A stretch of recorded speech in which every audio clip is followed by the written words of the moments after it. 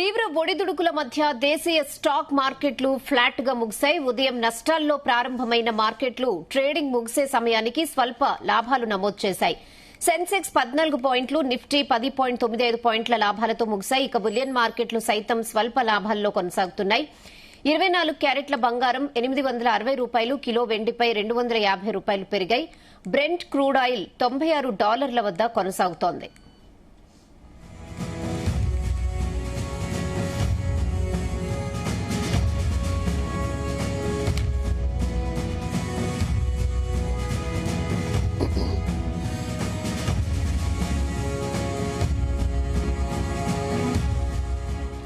ఇదే విషయంపై మనతో మాట్లాడడానికి స్టాక్ మార్కెట్ ఎక్స్పర్ట్ జీవి సత్యనారాయణ గారు లైవ్ లో ఉన్నారు. గుడ్ ఈవినింగ్ సత్యనారాయణ గారు. Good evening Rehana. మొత్తానికి స్టాక్ మార్కెట్లు అయితే ఫ్లాట్ గా ముగిశాయి. సో ట్రేడింగ్ ముగిసే సమయానికి కొంచెం లాభాల్లో అయితే ఉన్నాయి. ఏ సెక్టర్ సేఫ్ గా ఉన్నాయి ప్రెసెంట్?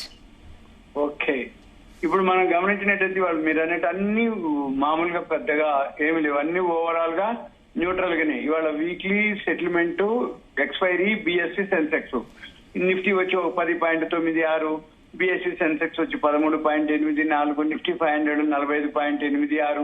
బ్యాంక్ నిఫ్టీ కొంచెం పాజిటివ్ లో ఎక్కువ క్లోజ్ అయింది, 121.91 బ్యాంక్ నిఫ్టీ. ఐటీ మాత్రం కొంచెం మైనస్ లో ఉన్నాయి. మార్కెట్లు పెరిగినప్పుడు ఐటీ సెక్టార్ కొంచెం డౌన్ లో ఉంటుంది, అది 83.86 మైనస్ లో ఉంది. మిడ్ క్యాప్ 74 పాయింట్లు ప్లస్ లో ఉంది.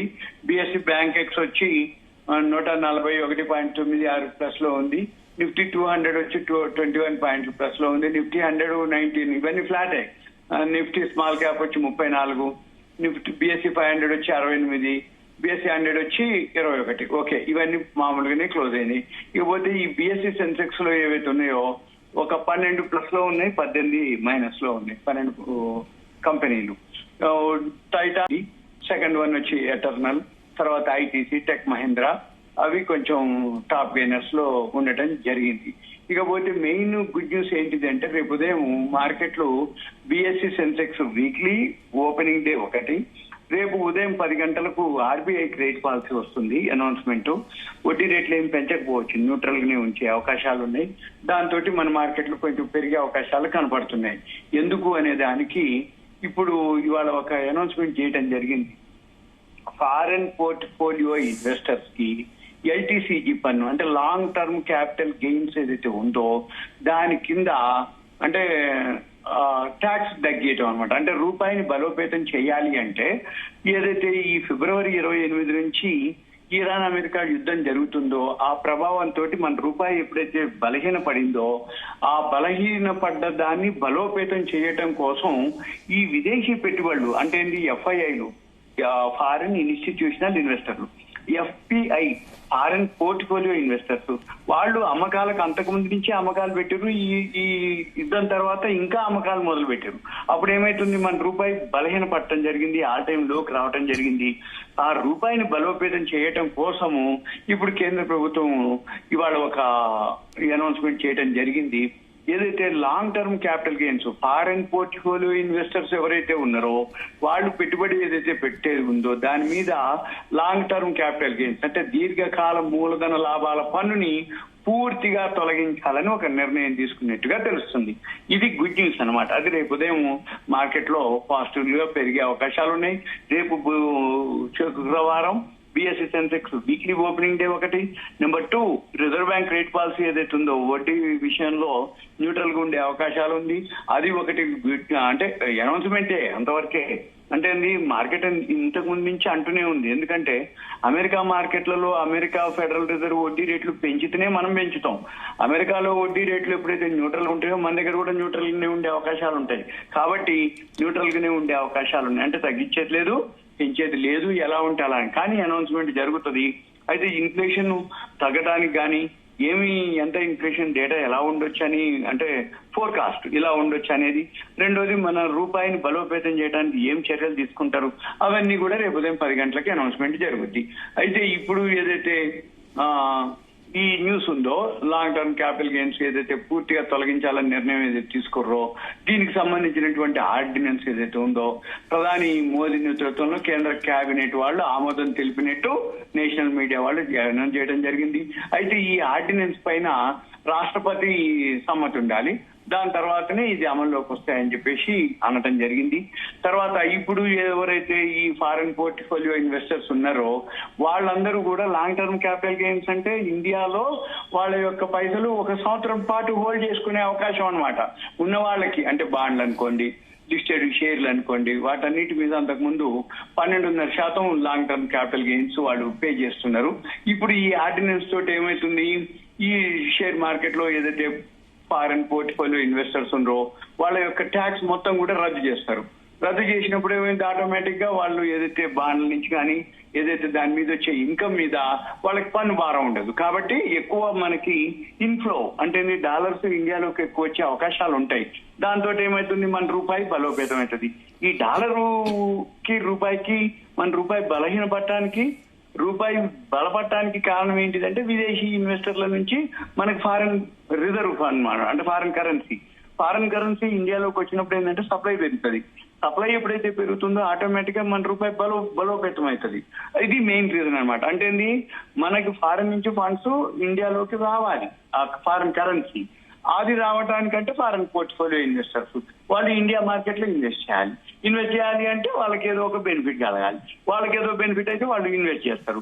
అది ఏదైతుందో ఇప్పుడు అది జరిగే అవకాశం ఉంది. కాబట్టి ఇప్పటి నుంచి మళ్ళీ ఫారెన్ పోర్ట్ఫోలియో ఇన్వెస్టర్స్ కనుక మన మార్కెట్ లో కనుక వస్తే ఆటోమేటిక్ గా రూపాయి బలోపేతం అవుతుంది, మన మార్కెట్ కూడా పెరిగే అవకాశాలు కనబడుతున్నాయి. ఇదొకటి. మళ్ళీ మన మార్కెట్ లో ఏదైతే యాన్యువల్ రిజల్ట్స్ ఉన్నాయో ఆల్మోస్ట్ ఆల్ అయిపోయినాయి. ఇంకొక 600-700 కంపెనీలు ఉన్నాయి, మాక్సిమం వచ్చేసినాయి. వాటిల్లో వాల్యూ ఉన్న స్టాక్స్ చూసుకొని మళ్ళీ కనుక బై చేస్తే ఒక 6 నెలల సంవత్సరం తర్వాత మళ్ళీ అవి బాగా పెరిగే అవకాశాలు ఉన్నాయి. ఇంకొకటి కూడా అయితే ఇదే ఈ లాంగ్ టర్మ్ క్యాపిటల్ గెయిన్స్ ఏదైతే ఉందో అంతకుముందు 5% ఉంటే 2023లో అసలు దాన్ని తీసేయడం కూడా జరిగింది. మళ్ళీ ఏం చేసిర్రు, మళ్ళీ 2004లో ఈ లాంగ్ టర్మ్ క్యాపిటల్ గెయిన్స్ రద్దు చేసి 2018లో తీసుకురావడం జరిగింది. మళ్ళీ 2018లో తీసుకొచ్చినాక మళ్ళీ 2024లో మళ్ళీ 10% ఉన్న 12.5% పెంచడం జరిగింది. అంటే దీంతో ఏం జరుగుతుంది, ఒక 1.25 లక్షల వరకు మినహాయింపు ఇవ్వడం జరిగింది.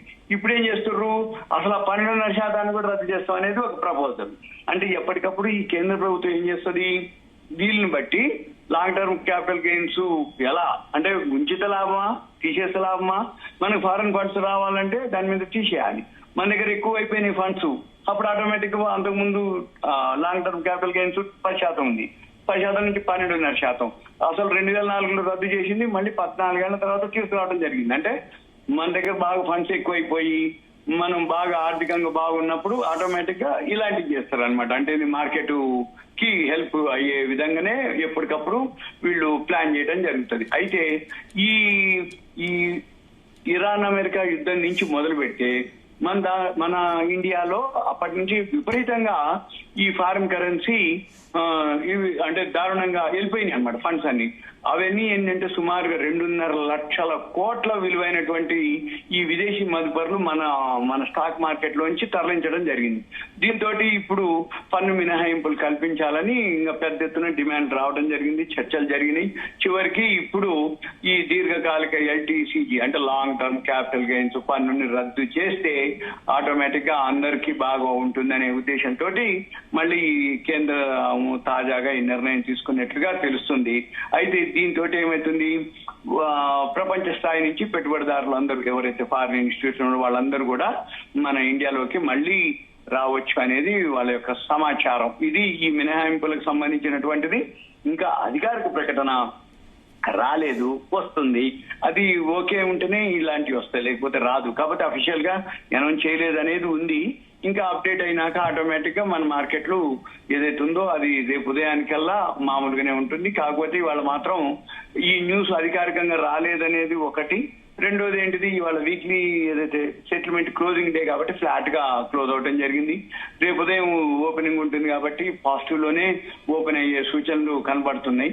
ఇకపోతే ఆ యుద్ధం అనేది జరుగుతూనే ఉంటది, ఇక చర్చలు జరుగుతూనే ఉంటది, యుద్ధం జరుగుతూనే ఉంటది. వాళ్ళు అణ్వాయుధాలు అప్పచెప్పాలంటారు, వీళ్ళు అప్పచెప్పామంటారు. ఇక ఈ విధంగా ఈ రోజు మాత్రం మనం గమనించాల్సింది ఏంటిది, ఇది ఒకటి. ఇక దీంట్లో కమోడిటీస్ లోకి వచ్చేటప్పటికి గోల్డ్ కూడా ఫ్లాట్ గానే ఉంది, సిల్వర్ కూడా పెద్దగా ఏమి మూవ్మెంట్ లేదు. సిల్వర్ కూడా గోల్డ్ వచ్చి ఒక 1000 రూపాయల దాకా పెరిగింది, సిల్వర్ కూడా ఒక 300-400 అక్కడే న్యూట్రల్ గా ఉందంటారు, పెద్దగా ఏమి లేదు. దాన్ని సైడ్ వేస్ అంటారు. న్యూట్రల్ అంటారు, కన్సాలిడేషన్ అంటారు దీన్ని. అందుకని పెద్దగా ఏమి లేదు.